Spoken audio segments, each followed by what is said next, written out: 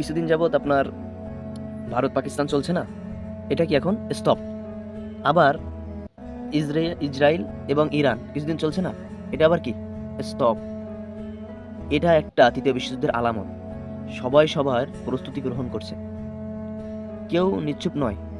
ভাবছেন সবাই থেমে রয়েছে, আসলে এমন না। এটা হলো তৃতীয় বিশ্বযুদ্ধের একটা আলামত। মানে কি, একবার ক্ষেপণাস্ত্র নিক্ষেপ করছে, করে দেখলো যে কার ভান্ডারে কেমন আছে, এটা একটা আলামত। তবে এইটে মাথায় রাখেন, আজকে বলে দিলাম যে তৃতীয় বিশ্বযুদ্ধ হোক আর যাই হোক, এটা ইসলামিক রাষ্ট্রকেন্দ্রিক, এরাই বিজয় হবে। যেখানে ইসলাম থাকবে সেখানে বিজয় হবে। এই যে শতাব্দী আসছে, এটা ইসলামের বিজয়ের শতাব্দী।